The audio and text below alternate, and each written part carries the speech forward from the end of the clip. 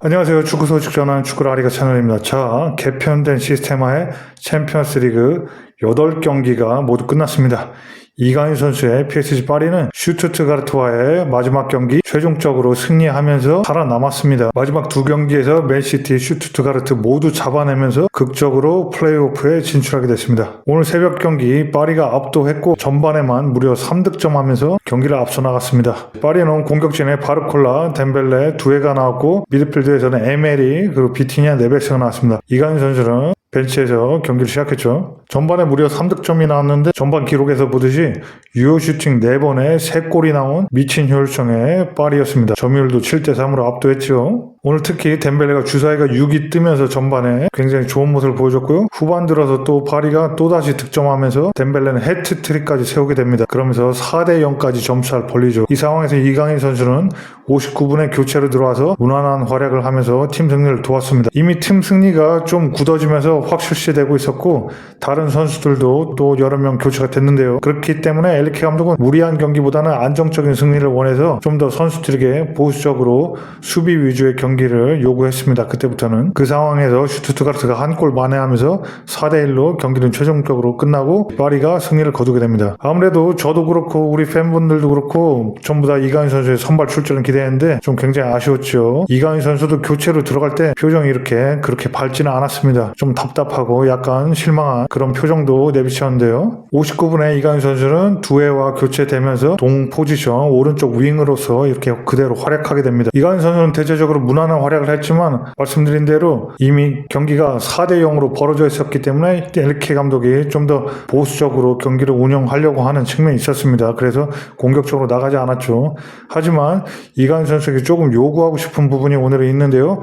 이미 4대0으로 앞서고 있었고 경기가 30분 정도밖에 남지 않았기 때문에 공격 찬스를 잡았을 때는 뭔가 오른쪽 윙에서 뭔가 개인적인 단독 플레이를 해도 괜찮은 상황이었습니다. 이럴 때는 좀 더 공격적인 모습도 보여주고 감독한테도 좀 환한 모습도 보여주면서 어필할 필요도 있습니다. 강력한 공격적인 슈퍼 플레이도 필요합니다. 분명히 우리가 마요르카에서 이강인 선수가 그렇게 굉장히 공격적인 슈퍼 플레이를 펼치는 걸 여러 번 봤지요.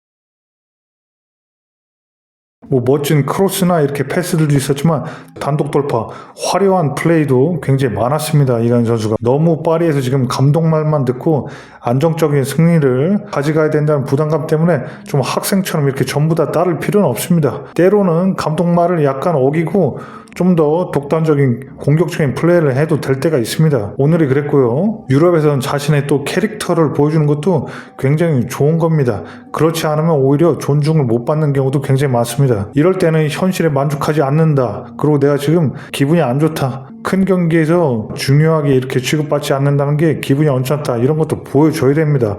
플레이상으로도 그렇고요. 좋은 선수라는 이렇게 인식을 또 심어주기 위해서는 또 자신감 있는 슈퍼 플레이를 보여줘도 괜찮습니다. 특히 이렇게 크게 앞서고 있을 때는요. 그렇지 않으면 그냥 쓰임새 많은 유틸리티 플레이어 정도로밖에 인식이 남지 않고 스페어용으로 써도 화도 안 낸다는 그런 이미지가 쌓이면은 큰 경기에서 감독에게 더욱더 중용받기 힘들어질 수도 있습니다. 이강인 선수도 이런 부분 좀 고민해야 되는 지점이고요. 대질의 두해처럼 이렇게 계속 죽쓰고 어쩌다 가끔 플레이를 좋은 모습을 보여준 경우가 많았었는데 그래도 더 이기적이고 포인트를 노리는 공격 포인트를 노리는 플레이도 때론 필요합니다. 뭔가 번뜩이는 모습을 엘리케 감독에게 이제는 좀 이강인 선수가 보여줄 필요가 있습니다. 그런 부분 언급이 필요해 보였고요. 자, 다시 파리 챔스 얘기로 다시 이어가 보자면 플레이오프 이제 챔피언스리그 플레이오프에 이제 파리가 올라왔는데 이 플레이오프를 통과해야지 16강 토너먼트에 진출하게 되죠. 그래서 이 플레이오프가 아직 대진이 확정이 안 됐습니다. 곧 확정이 될 텐데요.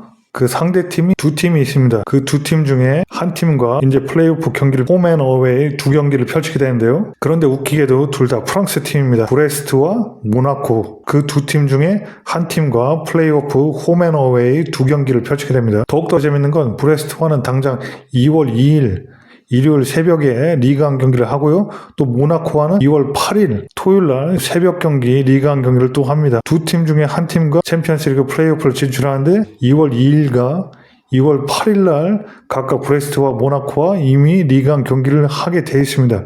굉장히 재밌죠, 상황이. 파리가 리그에서 무패로 1위를 달리고 있다는 거 다 아시겠지만 당장 브레스트는 8위로 상당히 밑에 있고 모나코에도 승점 13점 차나 앞서 있을 정도로 리그에서 파리가 절대 우위입니다. 두 팀 상대로. 그리고 또한 이 두 팀이 프랑스 리그 팀인 게 굉장히 다행인 게 파리가 이렇게 원정을 가고 홈 경기를 플레이오프 두 경기를 치러야 되는데 이 원정상의 거리상의 또 일정상의 문제도 거의 없어 보이죠. 다른 팀들이 다른 영국이나 독일 아니면 훨씬 더 멀리 이렇게 원정을 떠나야 되는 거에 비해서 파리는 그냥 프랑스 내에서 이렇게 움직이면 됩니다. 굉장히 편하고 이득을 많이 본 플레이오프 상대입니다. 문제는 플레이오프 통과시 만나는 이제 16강에 플레이오프 통과해서 16강에 올라가면 만나는 상대들이 굉장히 골치가 아픈데요. 이렇게 대진표에 보면 파리가 올라가면 만나는 상대는 챔피언스리그 1, 2위 팀, 그러니까 즉 리버풀 아니면 바르셀로나가 되겠습니다. 굉장히 난감하죠. 하필이면 또 대진이 이렇게 해버렸습니다. 16강에서 벌써. 물론 플레이오프 진출해야지 16강에 오르는 거지만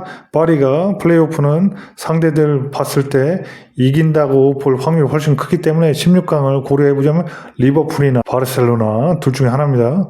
운이 없다고밖에 할 수가 없는데요. 그래도 굳이 두 팀 중에 꼽아보자면 바르셀로나가 그래도 리버풀보다는 낫다는 게 객관적인 견해입니다. 아무래도 PSG 파리가 좀 피지컬적인 측면에서 굉장히 취약성을 나타나기 때문에 그런 상대를 만났을 때 아스날처럼 그런 상대를 만났을 때 굉장히 고전을 하는데요. 리버풀도 피지컬적으로 굉장히 좋고 중원에서 싸움을 치열하게 하는 팀입니다.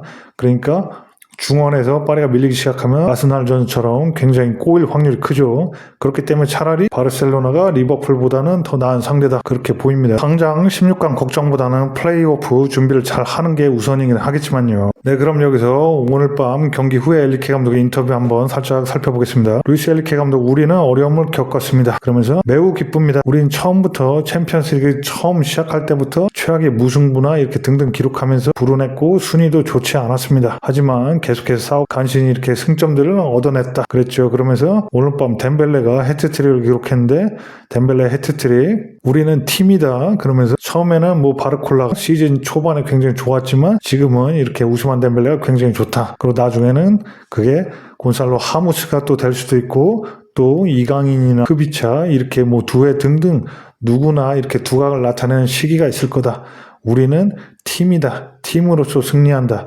그게 제일 중요한 거다. 그러면서 또 한 번 팀을 강조했고요. 또 플레이오프에서 브레스트나 모나코 리그왕 팀을 만나게 되는데 이것은 경쟁이다. 그러면서 어느 누가 우리한테 상대가 되든 받아들여야 된다. 그러면서 누구와도 뛸 준비가 되었습니다. 이렇게 하면서 최선의 방법으로 경기를 준비할 것입니다. 이러면서 인터뷰를 마무리했습니다. 굉장히 오늘 밤 승리에 대한 기쁨도 나타나고요. 덴벨레 해트트릭보다는 팀이 우선이다. 팀 승리를 강조하는 모습이었고 또 이제 브레스트나 모나코 누가 오든 우리는 준비가 돼 있다. 하지만 속으론 내심 굉장히 운 좋은 상대다. 운 좋은 플레이오프 대진이다. 그렇게 생각했을 겁니다. 하지만 16강 상대는 절대 그렇지 않죠. 바르셀로나 아니면 리버풀이니까요. 이렇게 살짝 엘리케 감독의 인터뷰 살펴봤고요. 그럼 이제 파리는 또 굉장히 바쁜 한 주가 될 텐데 2월 2일 날 새벽 브레스트 경기, 또 2월 8일 날 토요일 새벽 모나코 리그왕 경기가 있고 말씀드린 대로 이 플레이오프 잠재적 상대 팀들이죠. 그리고 또한 그 중간에 2월 5일 수요일 새벽 르망과의 또 쿱드 프랑스 16강전까지 있습니다. 굉장히 쉴 새가 없습니다. 2월 8일 새벽 모나코 경기 리그왕 경기 끝나면 바로 플레이오프 챔스 플레이오프 경기가 있죠. 2월 11일 또는 12일 날 열립니다. 또한 플레이오프 2차전은 2월 18일 또는 2월 19일 날 열리기 때문에 아무튼 전체적으로 봤을 때 이 미친 일정에 2월이 될 것 같습니다. 파리 입장에서. 정말 쉴 새 없을 텐데요. 그렇기 때문에 로테이션도 굉장히 많을 거고 이강인 선수도 당연히 와중에 뛸 기회가 굉장히 다수고 굉장히 충분히 넘칠 정도로 많을 겁니다. 이 상황에서 전에 말씀드린 대로 번뜩이는 슈퍼플레이가 좀 필요합니다.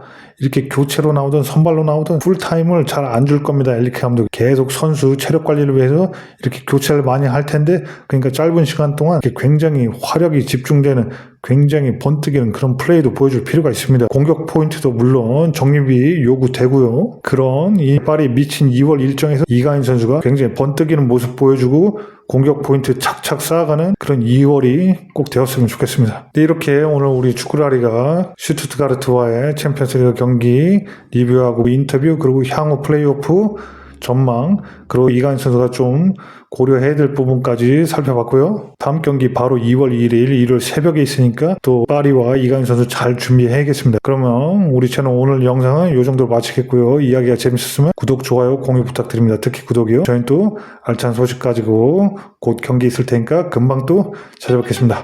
그럼 모두 안녕. Hasta luego.